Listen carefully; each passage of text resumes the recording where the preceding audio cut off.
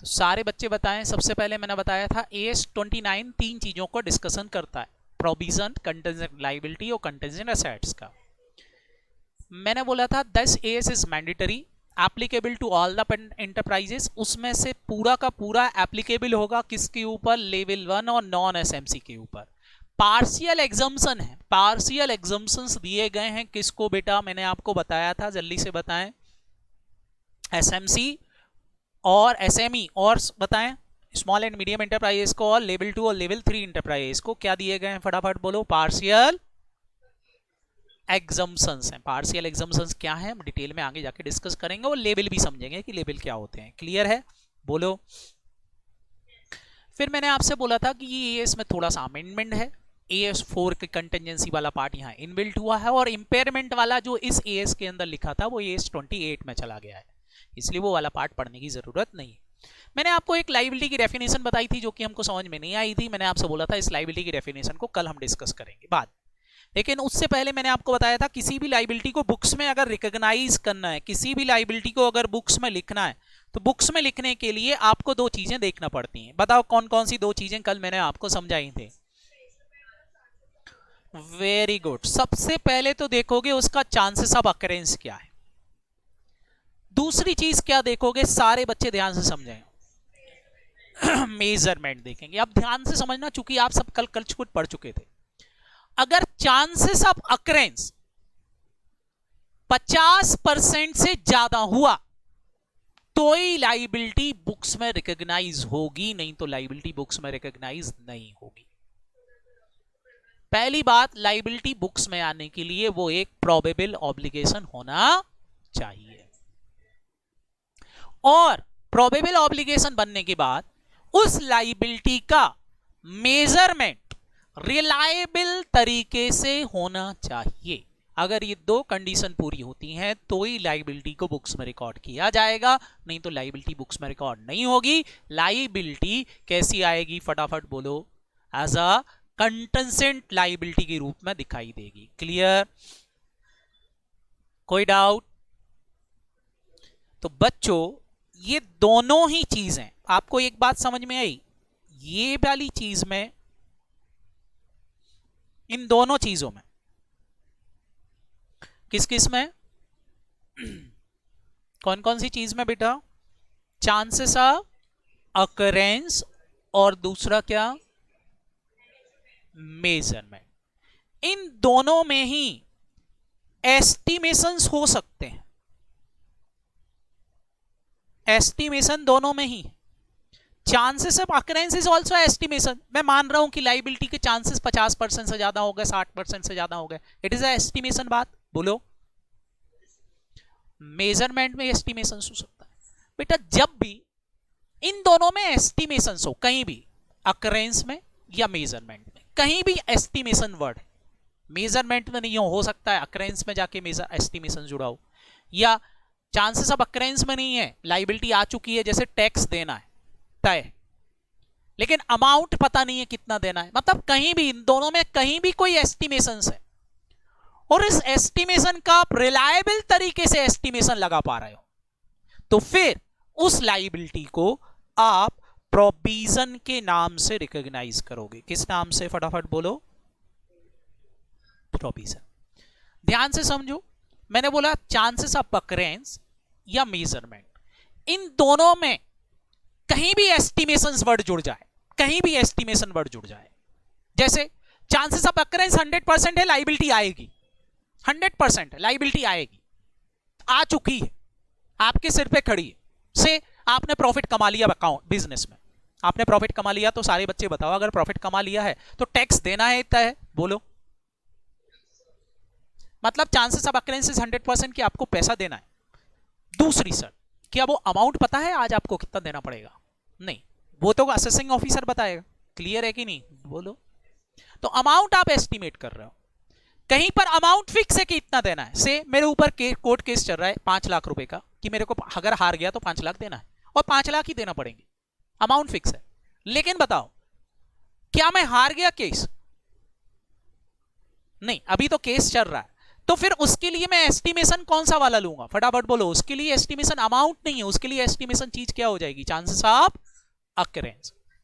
जब भी इन दोनों में कहीं भी एस्टिमेशंस आ जाए, ध्यान से समझना, जब भी इन दोनों में कभी भी क्या आ जाए, फटाफट बोलो, और उस एस्टिमेशन का आप रिलायबल तरीके से एस्टिमेशन लगा पा रहे हो, तो वो चीज आपकी क्या बनाएगी, प्रोविजन। लेकिन अगर वो एस्टिमेशन रिलायबल नहीं है तो आप उसको बुक्स में नहीं लिखोगे, आप उसको कहां दिखाओगे, एज अ कंटिजेंट लायबिलिटी। तो प्रोविजन और कंटिजेंट लायबिलिटी समझ में आई कि नहीं। और जहां कोई एस्टिमेशंस नहीं होते, ना तो अमाउंट में ना अकरेंस में, वहां उस चीज को हम लायबिलिटी के नाम से लिखते हैं। जैसे फॉर एग्जाम्पल, मैंने एक क्रेडिटर एक जगह गया शॉप पर, और वहां जाके ये मोबाइल 50,000 रुपए में खरीद लिया उधारी में। अब मैं आपसे पूछूं, बताओ चांसेस ऑफ अकरेंस कितना, 100%। अमाउंट एस्टिमेटेड है कि वो भी पता है, पता है। तो वहां कोई एस्टिमेशन ही नहीं है, तो बिना एस्टिमेशन के ये चीज क्या हो गई, मेरी लायबिलिटी क्रिएट कर रही है कि नहीं, बोलो। तो ये तो एक्चुअल लायबिलिटी क्रेडिटर के नाम से लिखेंगे, कोई दिक्कत नहीं। तो बच्चों, आपने बचपन से क्रेडिटर के बारे में पढ़ रखा है कि क्रेडिटर की अकाउंटिंग कैसे होती है, कब करना है। हमने बचपन से पढ़ रखा है बैंक से लोन लिया, बैंक लोन की अकाउंटिंग कैसे होगी। लेकिन कभी कभी उस लायबिलिटी में एक वर्ड मिलता था, प्रोविजन और कंटिजेंट लायबिलिटी। तो प्रोविजन और कंटिजेंट लायबिलिटी कब हमारी बैलेंस शीट में आएगी, उस पर हमारे लिए एक पूरा अकाउंटिंग स्टैंडर्ड लिखा गया है, AS 29, जो आपको बता रहा है कि कब आपको प्रोविजन लिखना है, कब आपको कंटिजेंट लायबिलिटी वर्ड यूज करना है। तो मैंने आपको बताया कि जब भी उसके चांसेस ऑफ अकरेंस या मेजरमेंट में कहीं भी कोई एस्टिमेशन वर्ड जुड़ जाए, और उस एस्टिमेशन का आप क्या निकाल पा रहे हो, फटाफट बोलो, रिलायबल एस्टिमेशंस कर पा रहे हो, तो फिर आप प्रोविजन वर्ड लिखोगे। लेकिन अगर आप रिलायबल एस्टिमेशन नहीं निकाल पा रहे हो, तो फिर उसके लिए क्या लिखो, कंटिजेंट लायबिलिटी लिखोगे। समझ में आ गया। मतलब केवल मेजरमेंट में ही एस्टिमेशंस नहीं देखना है, उसके चांसेस ऑफ अकरेंस में भी एस्टिमेशंस हो सकता है, बस ये ध्यान रखें। क्लियर? Any doubt? गुड। तो कल बेटा हमने ये डिस्कशन किया था, लेकिन उससे पहले मैं कुछ एक रिवीजन लूंगा। इतनी बात तो सबको समझ में आ गई होगी। तो कल मैंने आपको कुछ बातें डिस्कस की थी। पहली बात जो मैंने कल डिस्कस की थी, रिमोट ऑब्लिगेशन के बारे में। क्या बताया था, सारे बच्चे जल्दी से बता दें, क्या रिमोट ऑब्लिगेशन को बुक्स में रिकॉर्ड करोगे? नहीं, इसको बुक्स में रिकॉर्ड नहीं करेंगे। इसका डिस्क्लोजर दोगे? नहीं, इसका डिस्क्लोजर भी नहीं देंगे। इसका कोई एक्सेप्शंस है क्या? बिल डिस्काउंट की लायबिलिटी को हम एज अ कंटिजेंट लायबिलिटी दिखाते हैं, हालांकि वो एक रिमोट ऑब्लिगेशंस होता है। क्लियर? गुड। दूसरी बात मैंने बताई थी, बताओ बेटा, अगर आपका ऑब्लिगेशन कौन सा है, पॉसिबल। पॉसिबल ऑब्लिगेशन है, मतलब चांसेस इज लेस देन 50%, तो इसका मेजरमेंट करने की जरूरत नहीं है। ये तो हमेशा ही कौन सी लायबिलिटी कहलाएगा, कंटिजेंट लायबिलिटी कहलाएगा। समझ में आ गया था सबको? लायबिलिटी बुक्स में रिकॉर्ड कब होना चालू होगी? अच्छा, पॉसिबल ऑब्लिगेशन का बेटा हम रिकॉर्ड नहीं करते, लेकिन डिस्क्लोजर देना पड़ेगा। हाँ, as a contingent liability disclose करना पड़ेगा। तीसरी चीज कौन सी बताई थी, फटाफट बताओ, प्रोबेबल। अगर ऑब्लिगेशन प्रोबेबल बन गया, चांसेस आर मोर देन 50%, तो मेजरमेंट करना पड़ेगा। और अगर मेजरमेंट कर पा रहे हो रिलायबल तरीके से तो प्रोविजन लिख लो, और मेजरमेंट नहीं कर पा रहे हो तो फिर उसको भी कंटिजेंट लायबिलिटी में। इतना समझ में आ गया था कल? लास्ट जो हमारा बच गया था कौन सा ऑब्लिगेशन, फटाफट बोलो, प्रेजेंट। तो प्रेजेंट ऑब्लिगेशन के बारे में बताने की जरूरत ही नहीं है, सारे बच्चों को पता है। प्रेजेंट ऑब्लिगेशन मतलब लायबिलिटी आके सिर पे खड़ी हो गई, मतलब कोर्ट में आप केस हार गए, और आपके जो वकील साहब हैं वो सिर झुकाए हो आके बोलते हैं, आई एम सॉरी, हम केस हार चुके हैं, पैसा देना पड़ेगा। मतलब लायबिलिटी क्या हो गई, फटाफट बोलो, प्रेजेंट। अब तो आपको पेमेंट करनी है, तो आप तो उसको फिर आप उसको प्रोविजन थोड़ी ना बोलोगे, आप तो फिर क्या लिखोगे, उसका अमाउंट भी सर्टेन हो चुका होगा क्योंकि कोर्ट फाइनल कर चुकी होगी। तो फिर उसको आप एज अ लाइबिलिटी बुक्स में रिकॉर्ड कर लोगे, फिर प्रोविजन और कंटेंजेंट लाइबिलिटी का सवाल ही पैदा नहीं होता। क्लियर? तो बच्चों यहां आपको समझ में आया कि पॉसिबल ऑब्लिगेशन तो एक कंटेंजेंट लाइबिलिटी है, ये तो फिक्स। प्रोबेबल ऑब्लिगेशन प्रोविजन भी हो सकता है और कंटेंजेंट लाइबिलिटी भी बन सकता है। समझ में आया? बोलो। तो इतनी बातें बेटा हमने कल डिस्कस की थी। आई होप अब सबको समझ में आ गया होगा। कल मैंने मेजरमेंट में रिलायबल एस्टिमेशन के नीचे प्रोविजन और कंटेंजेंट लायबिलिटी वर्ड दोनों क्यों लिखा था? अब लॉजिक समझ में आ गया। रिलायबल एस्टिमेशन है, मेजरमेंट का रिलायबल एस्टिमेशन है, लेकिन उधर चांसेस ऑफ अकरेंस का रिलायबल एस्टिमेशन नहीं है, तो वो कंटेंजेंट लायबिलिटी में चला जाएगा कि नहीं? बोलो। और नॉट रिलायबल है तो फिर तो कंटेंजेंट है ही, कोई दिक्कत वाली बात नहीं है। अभी सबको क्लियर हो गया जितना हमने डिस्कस किया था कल? चल, तो बच्चों अब प्रेजेंट ऑब्लिगेशंस क्या होता है आपको समझ में आ गया है। तो अब प्रेजेंट ऑब्लिगेशन की डेफिनेशंस मैं आपको बता देता हूं। प्रेजेंट ऑब्लिगेशंस क्या है? तो बोलते हैं present obligation, an obligation is a present obligation if based on the evidence available to existence of balance sheet date the considered in probable, most likely that not। क्या है बोल रहे हैं कि भैया देखो कोई भी ऑब्लिगेशन प्रेजेंट ऑब्लिगेशंस बन जाता है अगर उसके आने के चांसेस जो हैं वो ज्यादा है, मोर लाइकली है, नहीं होने के चांसेस से आने के चांसेस ज्यादा हो गए हैं, तो वो ऑब्लिगेशन भी एक प्रेजेंट ऑब्लिगेशन के जैसा ही बिहेव करता है। क्लियर है कि नहीं? और ऐसे ऑब्लिगेशन का आपको फ्यूचर में क्या करना पड़ेगा बच्चों? सेटलमेंट करना पड़ेगा। क्या करना पड़ेगा मेरे बच्चों? जल्दी से बोलो। अब ध्यान से समझना, हम सेटलमेंट कैसे कैसे कर सकते हैं। बताओ, कोई ऑब्लिगेशन का आपको सेटलमेंट करना है तो आप सेटलमेंट किस किस तरीके से कर सकते हो? अगर मैं आपसे पूछूं तो क्या बताओगे किस किस तरीके से सेटलमेंट कर सकते? बिल्कुल, पहला तरीका यही है, पेमेंट ऑफ कैश कंसिडरेशन। मैं उसको पैसा दे दूं और उस लायबिलिटी से मुक्ति पाऊं। चलो पैसा नहीं है तो फिर कोई दूसरी एसेट दे दूं उसे, मैं आपसे बोलूं भैया पैसा नहीं है, एक काम करो मेरी ये पेंसिल ले लो और लायबिलिटी सेटल करो। कोई एसेट दे सकते हैं कि नहीं? बोलो। जैसे बैंक लोन वालों का बैंक का लोन नहीं चुक रहा था तो वो कार उठा ले जाएं, तो सेटलमेंट हो गया कि नहीं? बोलो। तीसरा, प्रोविजन फॉर सर्विसेज। आप सर्विसेज का प्रोविजन बता दो। सर्विसेज का प्रोविजन बता दो मतलब आप किसी शॉप पर गए खाना खाने, खाना खा लिया, हाथ डाला जेब में पैसे नहीं थे, आप क्या करोगे? सर घड़ी उतार के दे देंगे। घड़ी भी नहीं थी। हाँ, आपने बोला साहब आज के बर्तन पूरे मैं साफ करूंगा। समझ में आया कि नहीं? सर्विसेज देकर के भी आप क्या कर सकते हो? फटाफट बोलो, पेमेंट कर सकते हो। कर सकते हो कि नहीं? तो सर्विसेज दे दो। और तीसरा तरीका, रिप्लेसमेंट विथ अनदर ऑब्लिगेशन। आप दूसरे ऑब्लिगेशन से भी निपट सकते हो। कैसे? आप जहां पर खाना खाने गए थे वहीं आपका एक कोई जान पहचान का आदमी भी खाना खा रहा था, आप उसके पास गए, बोले साहब आज पर्स भुलाया हूं, प्लीज मेरा पेमेंट कर दो, घर पे आप आओगे तो मैं आपका पेमेंट दे दूंगा।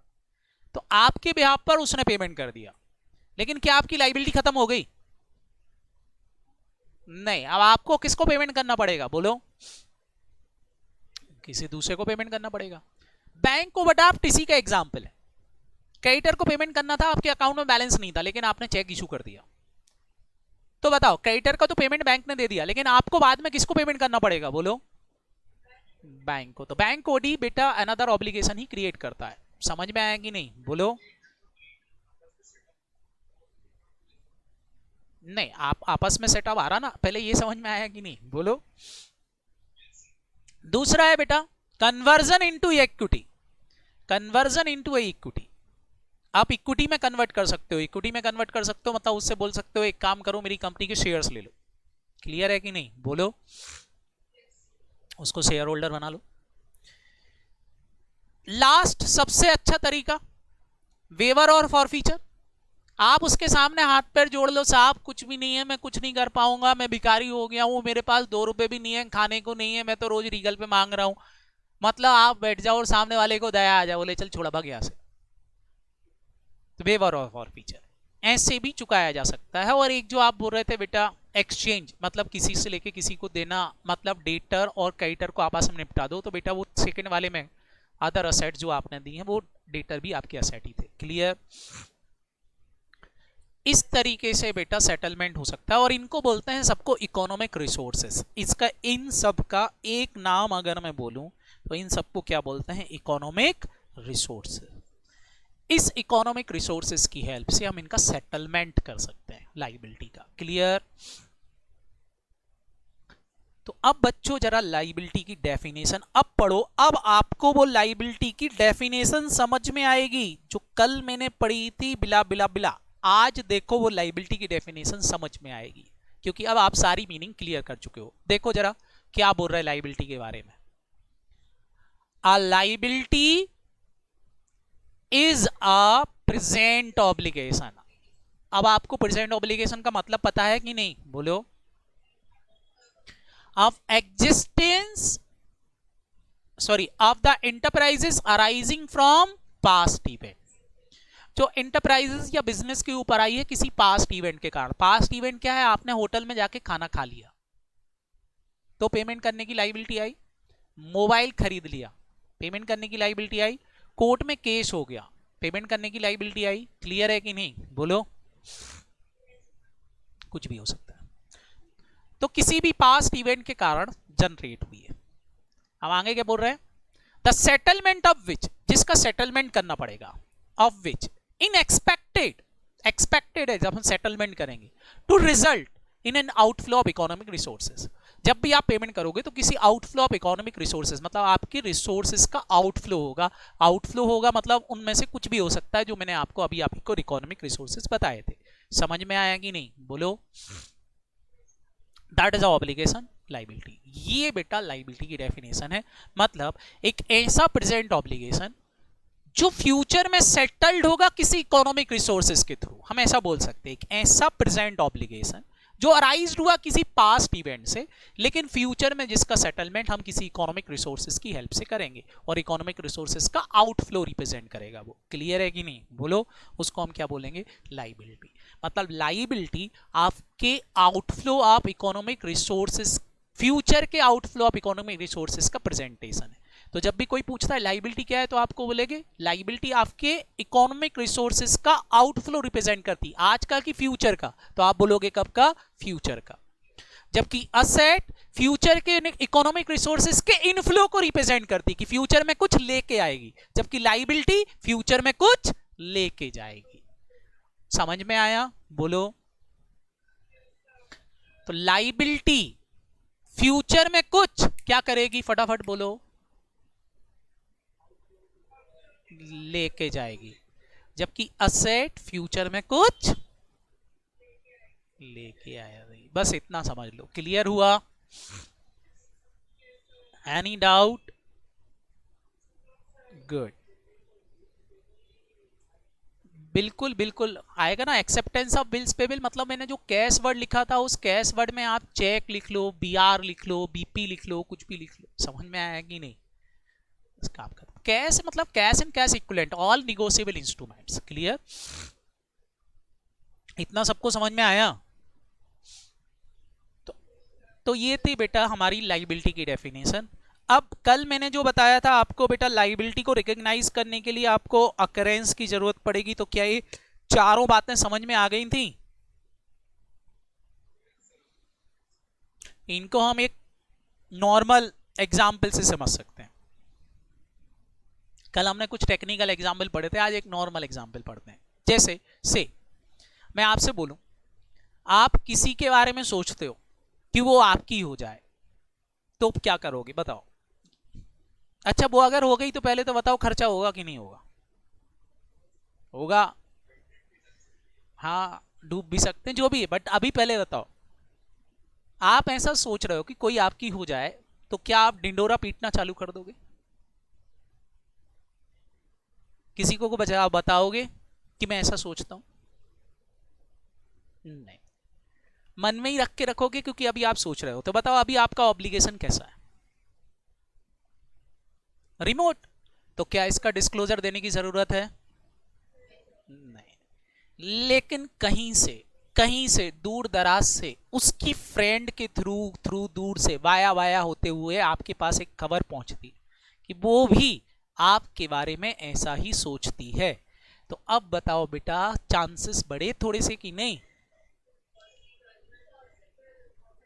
तो अब तुम सोचने लगोगे कि हाँ जो मैं सोच रहा हूँ पॉसिबल है, लेकिन वो पॉसिबल होने के लिए अब आपको भी डिंडोरा पीटना पड़ेगा कि नहीं कि मैं भी ऐसा सोचता हूँ, तब तक तो वहां खबर पहुंचेगी। बोलो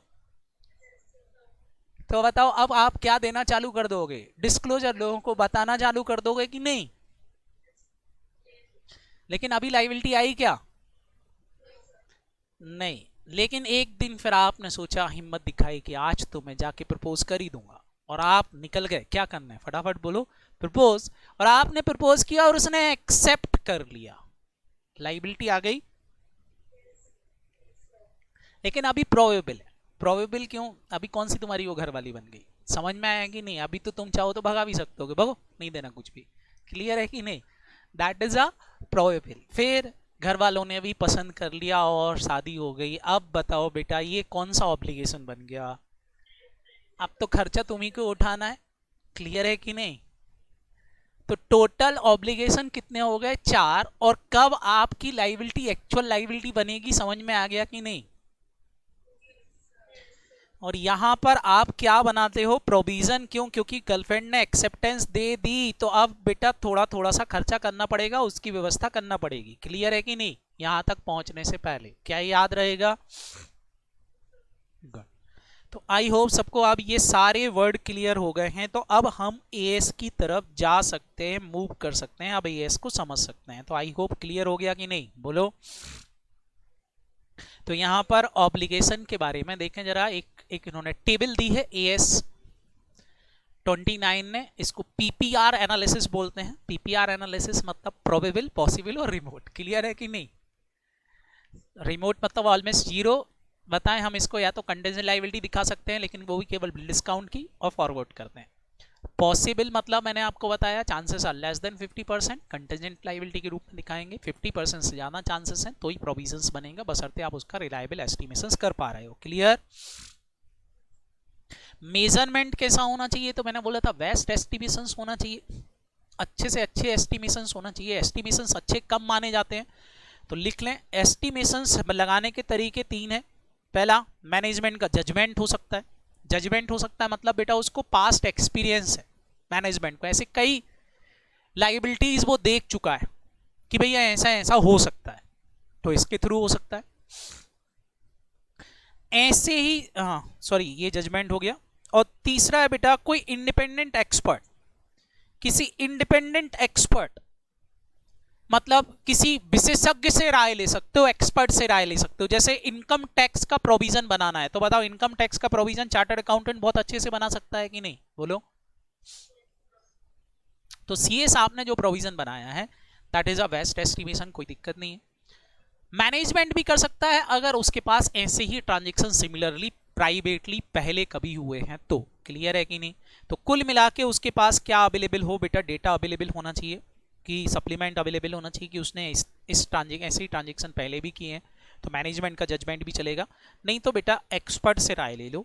अगर इन दोनों में से कोई भी राय ली गई है तो ऐसा एस्टिमेशन एक अच्छा एस्टिमेशन माना जाएगा, रिलायबल एस्टिमेशन माना जाएगा। और जब एस्टिमेशन आपके रिलायबल हो तो ही आप क्या बना सकते हो? प्रोविजन बना सकते हो। क्लियर? अब हम बात करते हैं बेटा इस एएस के ऑब्जेक्ट की। ऑब्जेक्ट क्या है इस एएस को पढ़ने के?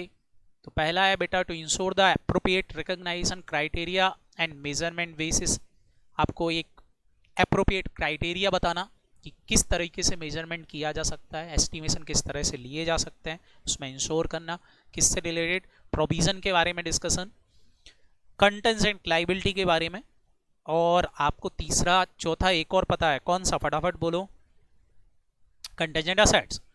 इनकी डिस्क्लोजर रिक्वायरमेंट को बताना कि भैया ये किस तरह से डिस्क्लोज किए जाएंगे, कब इनको बुक्स में लिखना है, कब इनको बुक्स बैलेंस शीट में कैसे दिखाना है, कितने अमाउंट का दिखाना चाहिए, उससे रिलेटेड बातों को डिस्क्लोज करना, तो वो बताया जाएगा। अकाउंटिंग बताई जाएगी कि कंटीजेंट असेट्स की अकाउंटिंग कैसे होगी, कंटीजेंट असेट की अकाउंटिंग कैसे होगी ये डिस्क्लोज किया जाएगा। और provision for restructuring cost, restructuring cost के बारे में बताया जाएगा। तो कुल मिला के 4 बातें तो ये हो गई। प्रोविजन और कंटेंजेंट लायबिलिटी की अकाउंटिंग, उनका अमाउंट का मेजरमेंट करना, उनका डिस्क्लोजर देना, उससे रिलेटेड बात है। कंटेंजेंट असेट की अकाउंटिंग कैसे होती उसके बारे में डिस्क्लोजर देना, और रीस्ट्रक्चरिंग कॉस्ट के बारे में एएस बताएगा। मतलब कुल मिला के कितनी बातें हो गई, फटाफट बोलो? 4। तो क्या ये चारों बातें समझ में आ गई? इस चैप्टर में हम 4 बातें डिस्कस करेंगे बस, और ये एएस खत्म हो जाएगा। क्लियर? गुड। तो अब जैसे कि हम हर जगह एएस 26 में पढ़ा था, वैसे ही इसका भी स्कोप पढ़ लेते हैं। मतलब कुछ चीजों को स्कोप मतलब तुमको समझ में आ गया होगा, कुछ चीजों के प्रोविजन यहां से कवर समझ में आ गया। एएस 26 की लिस्ट याद है कि नहीं? सेम यहां से इसका भी स्कोप पढ़ लेते हैं। तो ये बोल रहे हैं एप्लीकेबल होगा सारे प्रोविजन पर, कंटेंजेंट लायबिलिटी और कंटेंजेंट असेट्स पर, लेकिन अदर देन किस पर?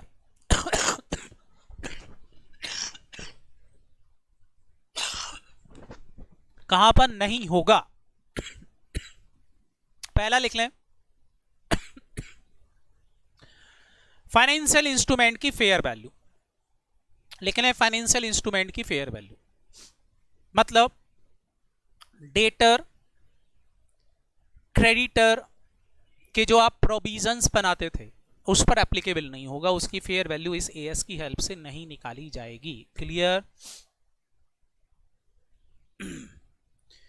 तो फाइनेंशियल इंस्ट्रूमेंट्स पे नहीं लगेगा। क्यों नहीं लगेगा आप सबको पता है, क्योंकि इसके लिए सेपरेट एएस है, इसलिए एप्लीकेबल नहीं होगा।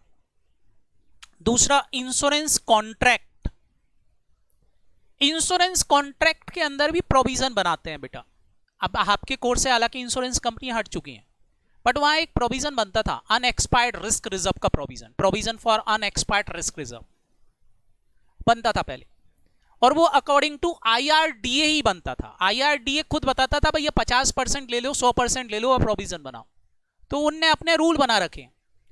तो चूंकि बेटा इंश्योरेंस कंपनी के रूल पॉलिसी होल्डर के लिए अलग हैं, उनके रूल आईआरडीए डील करता है, इसलिए उनके प्रोविजन कैसे बनेंगे, पॉलिसीज के प्रोविजन कैसे बनेंगे, वो खुद कौन डिस्कस करते हैं? फटाफट बोलो, आईआरडीए वाले।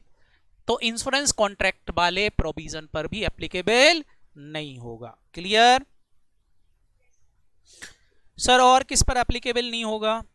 और जो ऐसे प्रोविजन जिनके सेपरेट एएस अवेलेबल हैं, जैसे कंस्ट्रक्शन कॉन्ट्रैक्ट पर, कंस्ट्रक्शन कॉन्ट्रैक्ट के लिए बेटा कुछ प्रोविजन बनाना पड़ते हैं, तो उसका प्रोविजन AS7 ही डिस्कस करेगा। AS7 हमारे कोर्स में है, हम डिस्कस करेंगे, और वहां का प्रोविजन AS7 में जैसा बताया वैसे ही बनेगा। दूसरा बेटा, AS22 के अंदर इनकम टैक्स के प्रोविजन कैसे बनेंगे, वो AS22 बताएगा, तो इनकम टैक्स का प्रोविजन भी यहां से कवर नहीं होगा। लीज के अंदर, फाइनेंशियल लीज के अंदर ऑपरेटिंग लॉसेस का प्रोविजन, वो AS19 बताएगा। तो AS19 खुद बता रहा है ऑपरेटिंग लॉसेस का प्रोविजन कैसे बनेगा, तो AS19 में डिस्कस करेंगे हम, ये AS डिस्कस नहीं करेगा उसका प्रोविजन। एम्प्लॉय बेनिफिट का प्रोविजन भी AS15 बताता है एम्प्लॉय के लिए, जैसे PF का प्रोविजन बनाना, ग्रेजुटी का प्रोविजन बनाना, बोनस का प्रोविजन बनाना, ये सब AS15 डील करता है, तो वो AS29 डील नहीं करेगा, वहीं से पढ़ेंगे इसके प्रोविजन। समझ में आया कि नहीं बेटा? बोलो। और executory contract, executory contract, executory contract से रिलेटेड प्रोविजंस भी यहां पर डिस्कस नहीं होंगे। क्लियर है कि नहीं? बोलो। एग्जीक्यूटरी कॉन्ट्रैक्ट क्या होते हैं अभी हम डिस्कस करेंगे, लेकिन पहले आप केवल नाम याद कर लो, ये स्कोप से बाहर की चीजें हैं, इनसे रिलेटेड प्रोविजन की अकाउंटिंग कोई डिफरेंट एएस या डिफरेंट जगह पर डिस्कस होती है, इसलिए AS29 ऐसे कॉन्ट्रैक्ट के प्रोविजन पर एप्लीकेबल नहीं होगा, ऐसी कंटेंजेंट लायबिलिटी के ऊपर एप्लीकेबल नहीं होगा। क्लियर? क्या ये सारे बच्चों को याद रहेगा? फटाफट फटाफट बता दो नाम जल्दी से। पहला कौन सा स्कोप से बाहर हो गया? Financial instruments. दूसरा, तीसरा A7 चौथा, फिर लीज, और last one is employ benefit. इनके एग्जाम्पल लिख लेना सबके, ताकि याद रहे। कंस्ट्रक्शन कॉन्ट्रैक्ट के लिए प्रोविजन फॉर कंस्ट्रक्शन लॉसेस होता है, उसका प्रोविजन। इनकम टैक्स के लिए provision for income tax, finance. इसके अलावा बेटा जो नेक्स्ट था आपका कौन सा, एम्प्लॉय बेनिफिट। लीज के लिए ऑपरेटिंग लॉस तो लिखा ही है वहां पर, एम्प्लॉय बेनिफिट के लिख लो, जैसे provision for PF, provision for gratuity, provision for bonus वगैरह वगैरह। क्लियर? इनके ऊपर एप्लीकेबल नहीं होगा। और last one is executive contract, इनके ऊपर एप्लीकेबल नहीं होंगे, बाकी सबके ऊपर एप्लीकेबल होंगे। क्लियर? हेलो, समझ में आया? इस तरीके के जो भी पॉइंट्स होंगे उनके ऊपर एएस इज नॉट एप्लीकेबल, बाकी के ऊपर एएस एप्लीकेबल होगा। ओके, लिस्ट क्लियर हो गई सबको? अब मैं आपसे क्वेश्चन पूछ रहा हूं, बताओ, प्रोविजन फॉर डाउटफुल डेब्ट्स के ऊपर लगेगा क्या? नहीं लगेगा बेटा। फाइनेंशियल इंस्ट्रूमेंट्स, फाइनेंशियल इंस्ट्रूमेंट में डेटर वगैरह सब आ गए, बोलो। Clear? Provision for discount on debtor, समझ में आ गया? Provision for unexpired risk reserve of insurance policy, insurance policy का अनएक्सपायर्ड रिस्क रिजर्व का प्रोविजन नहीं लगेगा। कंस्ट्रक्शन कॉन्ट्रैक्ट के लॉसेस का प्रोविजन, प्रोविजन फॉर टैक्स नहीं लगेगा। बिजनेस में होने वाले ऑपरेटिंग लॉसेस, फाइनेंशियल लॉसेस की जगह ऑपरेटिंग लॉसेस का प्रोविजन बना रहे हो, लगे। लेकिन यहां एक इंपॉर्टेंट पॉइंट लिखा है कि ऑपरेटिंग लॉसेस पर नहीं लगेगा, लेकिन ऑनरस कॉन्ट्रैक्ट पे लगेगा। किस पर लगेगा? Onerous contract. तो मेरे को आपको सबसे पहले तो डील करना है ऑनरस कॉन्ट्रैक्ट की। ऑनरस कॉन्ट्रैक्ट क्या होते हैं? क्लियर? तो मैंने बोला ऑपरेटिंग लॉसेस पर नहीं लगेगा, लेकिन किस पर लगेगा? फटाफट बोलो। ऑनरस कॉन्ट्रैक्ट पर लगेगा। सारे बच्चे ध्यान से समझेंगे ऑनरस कॉन्ट्रैक्ट क्या होता है। ऑनरस कॉन्ट्रैक्ट आप में से कोई बता सकता है क्या होता है? थोड़ा बहुत नॉलेज, कॉन्ट्रैक्ट एक्ट आप सबने पढ़ रखा है तो वहां से शायद पता हो।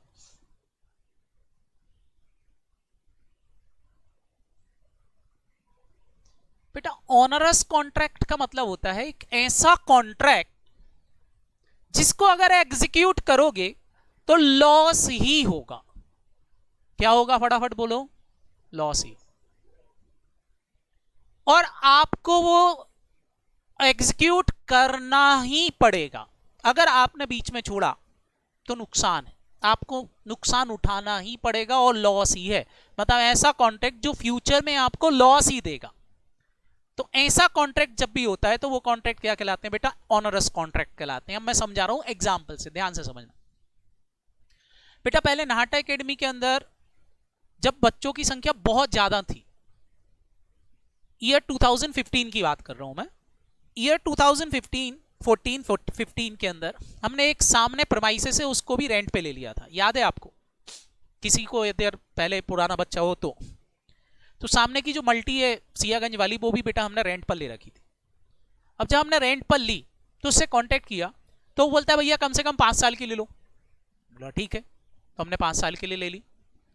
उसने शर्तें डाली कि आप मेरी बिल्डिंग में केवल क्लास चला सकते हो, कोई दूसरा काम नहीं करोगे। मैंने कहा ठीक है। दूसरी उसने शर्त डाली कि आप इसी को इस असेट को सब लीज नहीं करोगे, किसी दूसरे को रेंट पर नहीं दोगे, आप ही चलाओगे। मैंने बोला ठीक है। बात समझ में आएगी नहीं? और अगर 5 साल से पहले अगर आपने इस कॉन्ट्रैक्ट को कैंसिल किया तो आपको पेनल्टी देना पड़ेगी। और पेनल्टी जो होगी बेटा वो रेंट के अमाउंट से भी ज्यादा थी, 1 करोड़ रुपए। बोले आपको पेनल्टी देना पड़ेगी। 5 साल का रेंट कम था, पेनल्टी ज्यादा थी। मैंने बोला ठीक है। कंडीशन कंप्लीट, साइन हो गया, एग्रीमेंट हो गया। 2 साल तक बढ़िया क्लास चलती रही, कोई दिक्कत नहीं। अब तीसरे साल बच्चे कम हो गए, कोरोना आ गया, ये हो गया, वो हो गया, ढेर सारी चीजें हो गई, बच्चे कम हो गए, अब बिल्डिंग खाली पड़ी।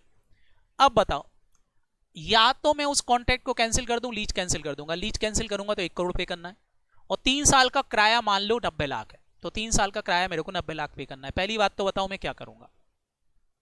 कॉन्ट्रैक्ट कैंसिल करूंगा क्या?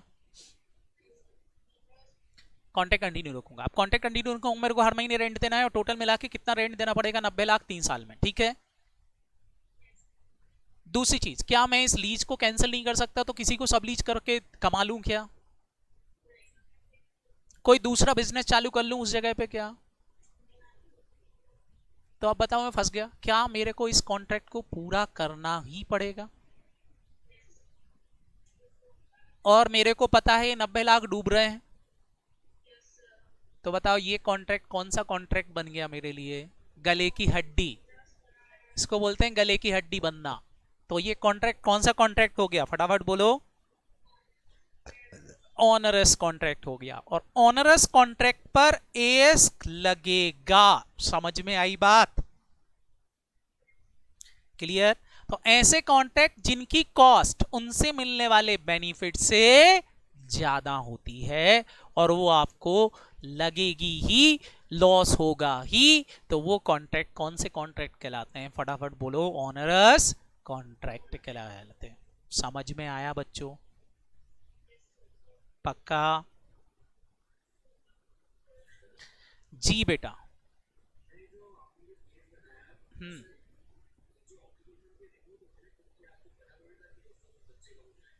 ये बेटा मैंने बेस्ट एस्टिमेशन लगा के कॉन्ट्रैक्ट किया था कि चलेंगे।